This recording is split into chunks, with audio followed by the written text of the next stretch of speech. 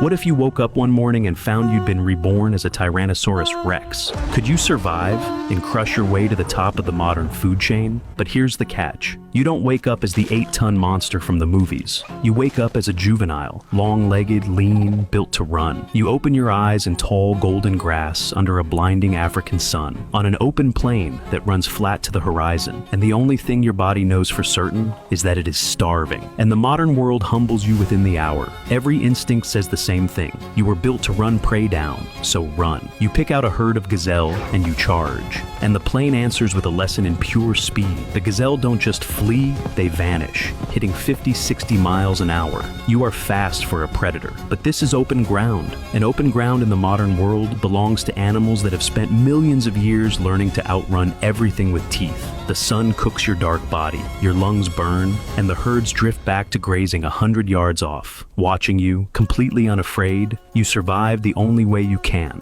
A hare run down in the grass, a ground bird pinned in the dust. And it is that small, desperate kill that gives you away. That night, the smell of blood and weakness draws a clan of spotted hyenas. A dozen of them fan out around you, whooping, testing, darting in to nip your legs. They take your meal, and then they come for you, so you don't fight. You run. You reach a jumble of kopje boulders and wedge yourself into a gap too tight for them to follow. And you stay there, bleeding in the dark, listening to them circle, until the dawn finally scatters them. So you stop trying to be what you are not yet. You stop racing. You judge distance better than almost anything out here. And your nose is extraordinary, the finest of any hunter the planet has ever grown. You learn the cover, the riverine thickets, the tall grass, the shadow of the kopje rocks. You stop chasing across open ground and start waiting beside the trails to water, letting the prey walk to you until you are close enough that speed no longer matters. The first time it works, you take a wildebeest off a game trail in 2 strides. You have found your way to eat, and you grow. Tyrants grow fast. The hyenas come back, the way they always do, to steal what you have killed. But you are bigger now, and this time, you are ready for them. One bold female commits a step too far. Your eyes lock the line, and you take her before she can twist away. And as your jaws close, bone giving way under your teeth, the clan's own weapon, turned against one of them, by you. The rest scatter into the dark and do not come back for the carcass. Something in you has changed. You have felt what you are going to become, but the plain already has a crown, and it is not yours yet.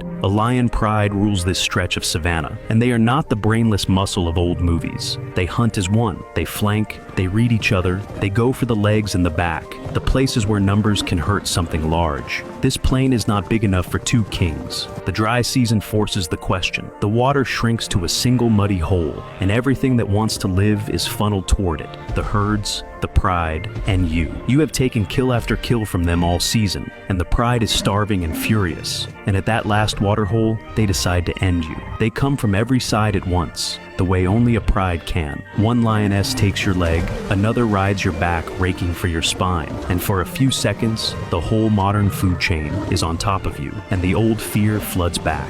Outnumbered, surrounded, exactly like the hyenas in the dark. A claw opens your flank down to the muscle. They are doing everything right, but you are not a starving juvenile anymore. You don't try to shake them all at once. You plant your feet. You let those forward-facing eyes pick one target, and when the big male charges in to finish you, you meet him head-on. Your jaws close over his shoulder and back, and you bring down the strongest bite this savanna has ever felt. There is no slicing, no slow bleed. There is one sound, bone, pulverized, and the lion that ruled this plain folds into the red mud at your feet. The pride feels it land, and they do the one smart thing left to them. They break, and they melt into the grass. Not out of fear, out of arithmetic. The price of this water just became more than any of them can pay. After that, the savanna rearranges itself around you. The pride moves its territory miles down the valley. The hyenas fall silent when your shadow crosses the grass. The herds post lookouts for a shape that has no name in any of their instincts. Nothing has been wiped out. They have all simply learned the new rule of this plain. The crown has changed heads. Follow Planet Office so you don't miss the next prehistoric file.